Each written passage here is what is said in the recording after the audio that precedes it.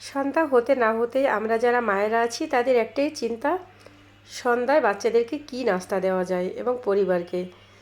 আর রান্নাঘরে যতটা কম থাকা যায় এই টাইপেরই আমরা নাস্তা খুঁজি, যেহেতু এখন অনেক গরম।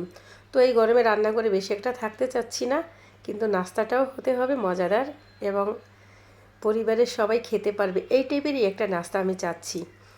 তো আজকে সেরকমেরই একটা নাস্তা রেসিপি শেয়ার করব। তো নাস্তাটা বানানোর জন্য এখানে একটা কড়াই বসিয়ে দিয়েছি, আর কড়াইতে দিয়ে দিয়েছি 1 কাপ পানি, 1 কাপ চিনি, সাথে সামান্য লবণ। ফুটে উঠেছে, নামিয়ে একটা সাইডে রেখে দিব।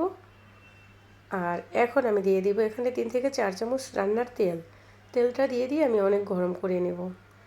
তো এরই ফাঁকে আমি একটা বাটি নিয়ে নিয়েছি, আর বাটিতে নিয়ে নেব 1 কাপ সুজি।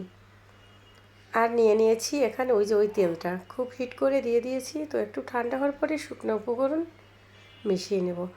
আর এই নাস্তাটা কিন্তু চা বসিয়ে দিয়ে আপনি নাস্তাটা বানিয়ে নিতে পারবেন পুরো পরিবারের জন্য। তো রান্নাঘরে বেশি থাকতে হচ্ছে না, খুব সহজেই বানিয়ে নেওয়া যাবে। তো শুকনো উপকরণ মিশিয়ে নিয়ে ওই যে চিনি শিরাটা যে বানিয়ে নিয়েছি সেটা দিয়ে দিয়েছি। তারপরে এখানে দিয়ে দিয়েছি 1/2 কাপ ময়দা। তো ময়দাটা দিয়ে আমি সুন্দর করে মেখে নিব। আর চিনির শিরাটা আবারও দিব। আমি যতটুকু পরিমাণ লাগবে আমি ততটুকুই এখানে ব্যবহার করব। আর সামান্য একটু থেকে গিয়েছে, চিনির শিরা পুরোটা লাগেনি। তো এখন মোটামুটি মেখে নিয়ে একটা টাইট ডো বানিয়ে নিয়েছি। আর এই ডোটাকে কিন্তু ঢেকে রেখে দিব ঠিক 10 মিনিটের জন্য। আর 10 মিনিট পরেই ফিরব। তো 10 মিনিট পরে ফিরছি। এখন আমি এখান থেকে আর একটু সুন্দর করে মেখে নিতে হবে। আর এখান থেকে ছোট্ট ছোট্ট লেচি কেটে নিতে হবে। তো আমি কিন্তু অনেক সুন্দর করে মেখে নিয়েছি, আর ছোট্ট ছোট্ট লেচি কেটে নিচ্ছি, কারণ আমি যে পিঠাটা বানাবো ছোট্ট লেচি কেটে নিতে হবে। আর দেখতে যেমন লোভনীয় হবে, খেতেও কিন্তু তার থেকেও টেস্টি। মুখে দেওয়ার সাথে সাথে একদম মনে হয় মিলিয়ে যায়, এতটাই টেস্টি এটা। আর এতটাই সফট এবং উপর সাইডটা খুবই ক্রিসপি। তো সম্পূর্ণটা আমার এইভাবে আমি একইভাবে বেলে নেব। আর বেলে নেওয়া কিন্তু শেষ, এটাই লাস্ট। তো দেখেন এই যে আমার সব নিয়ে নেওয়া শেষ।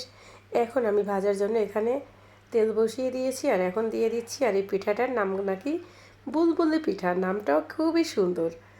মানে পিঠাটার সাথে এতটা কম সময়ে এতটা ইয়ামি একটা পিঠা বানিয়ে নেওয়া যায়। দেখেন ফুলে কীভাবে টইটুম্বুর হয়েছে।